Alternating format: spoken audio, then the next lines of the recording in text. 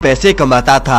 लेकिन 1960 में दुबई में तेल का कुआं पाया गया। अब दुबई का कोई खुशी का ठिकाना तो नहीं था, लेकिन दूसरी तरफ एक्सपर्ट्स ने दुबई को ये चेतावनी दे दी कि दुबई की जमीन का तेल सिर्फ 2016 तक ही चलेगा। अब दोस्तों, दुबई के शेख ने सोचा कि अब उन्हें अपनी इनकम का सोर्स ऑयल इंडस्ट्री से कन्वर्ट करके टूरिज्म में करना होगा, वरना आगे चलकर उनके लिए पैसे कमाने का जरिया नहीं बचेगा। अब दोस्तों, दुबई के शेख ने एक ऐसा होटल बनाने का सोचा जो कि पानी में तैरता हुआ होगा और पूरी दुनिया के लोग उस होटल को देखने आएंगे। दुबई के शेख को पैसों की कोई कमी नहीं थी, लेकिन जो उन्होंने फरमाइश रखी थी उसे पूरा करना भी कोई आसान काम नहीं था। अब आखिर कैसे इंजीनियर्स ने बुर्ज अल अरब के होटल को बनाया, कैसे उन्होंने समुंदर के ऊपर ही आर्टिफिशियल आइलैंड को बनाया और उसमें कितना पैसा लगा, आज हम आपको इसकी पूरी जानकारी देंगे। तो चलिए वीडियो को शुरू करते हैं। अब दोस्तों, पहले तो बात करते हैं कि आखिर बुर्ज अल अरब का डिजाइन कैसे तैयार हुआ। पहले तो दुबई के रूलर को उनके डिजाइनर टॉम राइट और उनकी टीम ने कई सारे डिजाइन दिए, लेकिन शेख ने उन सभी को रिजेक्ट कर दिया। शेख को कुछ ऐसा चाहिए था जिसे देखते ही लोग उसकी तरफ भागते चले आए। अब एक दिन डिजाइनर इसके डिजाइन को सोचने के लिए समुद्र में यॉट में बैठकर चला गया और तभी उन्हें एक सेलिंग बोट दिखाई दी।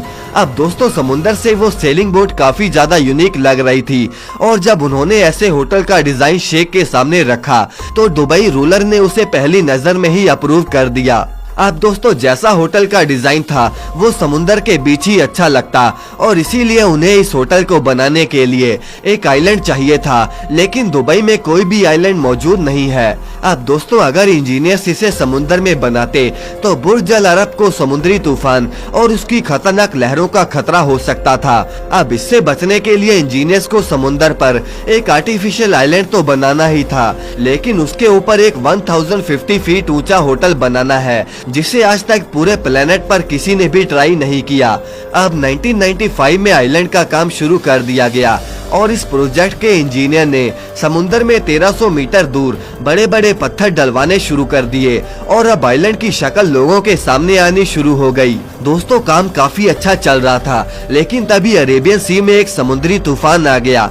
समुद्री लहरों ने आइलैंड को ही हिलाकर रख डाला, जिसकी वजह से आइलैंड का एक हिस्सा भी टूट गया। अब इस खबर ने दुबई के शाही महल को हिलाकर रख डाला। सारा काम इस वजह से रोक दिया गया क्योंकि जो लहरें सिर्फ आइलैंड को इतना नुकसान पहुंचा रही हैं, वो बाद में बुर्ज अल अरब का क्या हाल करेंगी। अब 5 महीने काम बंद रहने के बाद माइक मिक निकोलस ने एक आइडिया दिया। दरअसल उन्होंने कहा कि अगर हम आइलैंड के किनारों पर कुछ ऐसे होलो स्लैब्स रखेंगे तो लहरों की वजह से पड़ने वाला प्रेशर 50% तक कम हो जाएगा। अब उन्होंने एक 3D मॉडल पर इसकी टेस्टिंग भी कर ली थी, जिससे कि सच में ये आइडिया काम कर गया। अब दोस्तों, इंजीनियर्स ने एक कॉफर डैम बनाया जिस पर वो बुर्ज अल अरब की फाउंडेशन को तैयार कर सके। अब उन्होंने सोचा कि वो स्टील के मोटे मोटे पाइप्स को जमीन में हार्ड रॉक तक गाड़ देंगे, जिसमें बुर्ज अल अरब का कोई तूफान भी कुछ बिगाड़ नहीं पाएगा। लेकिन दोस्तों, जब उन्होंने स्टील पाइप गाड़ने शुरू किए तो जमीन के 180 मीटर की गहराई में ड्रिलिंग करने के बाद भी इंजीनियर्स को सॉलिड रॉक नहीं मिली। अब इसका मतलब ये था कि जिस जगह पर वो बुर्ज अल अरब को बना रहे थे उसके नीचे सिर्फ रेत ही रेत थी। दोस्तों, एक तो पहले ही दुबई कोस्ट लाइन के करीब है और ऊपर से अगर इस आलीशान होटल को रेत पर ही बना दिया जाता तो अर्थक्वेक आने पर ये पूरा होटल ही गिर सकता था। अब दोस्तों, एक इंजीनियर ने इसका भी सलूशन निकाल डाला।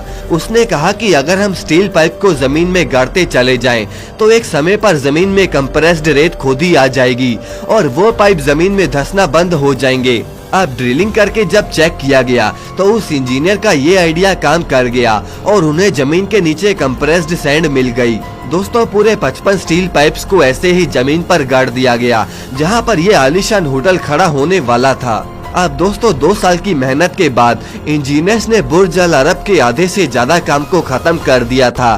दोस्तों, 1996 में कंक्रीट का काम पूरा हो चुका था, लेकिन अब बारी थी बिल्डिंग को अर्थक्वेक प्रूफ बनाने की, जिसके लिए उन्हें बड़े बड़े स्टील के स्ट्रक्चर की जरूरत थी। ये स्टील स्ट्रक्चर बुर्ज अल अरब के पिलर्स की सपोर्ट थी ताकि ये टाइटली सारा स्ट्रक्चर आपस में जुड़ा रहे। अब दोस्तों उसे बनाने के लिए कुछ ऐसे स्टील डायगोनल बनाने थे जो कि कंस्ट्रक्शन साइट से 15 किलोमीटर दूर बनने वाले थे। ये देखने में आपको छोटे लग रहे होंगे, लेकिन इस हर एक डायगोनल की लंबाई एयरबस A380 से भी ज्यादा थी और इसका वजन 10 रोड रोलर के बराबर था। अब इसको कंस्ट्रक्शन साइट तक लेकर जाना ही बहुत डिफिकल्ट टास्क था। इसे ले जाने के लिए पूरे रास्ते के ट्रैफिक को रोक दिया गया।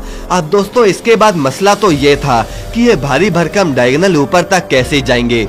अब दोस्तों एक एक डायगोनल का वजन ही इतना था कि उनके पास इतने काबिल लिफ्टर्स भी नहीं थे और इसीलिए स्पेशली सिंगापुर से खास तरह के लिफ्टर मंगवाए गए जिससे उन डायगोनल्स को ऊपर ले जाया गया। लेकिन दोस्तों इसके बाद एक और प्रॉब्लम सामने आ गई। दरअसल दुबई का टेम्परेचर दिन में 15 डिग्री तक ऊपर नीचे होता है। अब ऐसे में टेम्परेचर जब बढ़ता है तो स्टील एक्सपेंड होती है और टेम्परेचर घटने पर स्टील श्रिंक हो जाती है। अब अगर ये डायगोनल फिक्स्ड ब्रैकेट में लगा दिए गए और स्टील का साइज चेंज हुआ तो पूरा का पूरा स्टील स्ट्रक्चर टेंशन में आकर टूट भी सकता है, जिससे बिल्डिंग जमीन पर भी गिर सकती है। अब दोस्तों डायगोनल को फिर से नीचे लाया गया और फिर सभी इंजीनियर्स इस प्रॉब्लम का सलूशन ढूंढने में लग गए। अब इंजीनियर्स ने डायगोनल को एक ऐसी वॉशर में फिट करने का सोचा जिससे अगर स्टील एक्सपेंड या कोलैप्स होती है तो फिर भी वो वॉशर अपने आप ही उसको एडजस्ट कर लेगी। और इस तरह दोस्तों इंजीनियर्स ने इस प्रॉब्लम को भी टैकल कर लिया। अब एक ऐसा समय आया कि शेख ने बुर्ज अल अरब के होटल को विजिट किया, लेकिन शेख को अब कुछ खाली खाली सा लग रहा था। अब दुबई के रूलर का ये कहना था कि अब उन्हें बुर्ज अल अरब के टॉप पर एक फ्लोटिंग रेस्टोरेंट भी चाहिए जहां पर डिनर करते समय ऐसा महसूस हो कि वो समुंदर के बीच हवा में बैठकर डिनर कर रहे हैं। अब दोस्तों बुर्ज अल अरब में ना तो कोई ऐसी सपोर्ट बनाई गई थी जिस पर यह होटल बनाया जा सके और न ही इंजीनियरिंग टीम इसके लिए प्रिपेयर थी।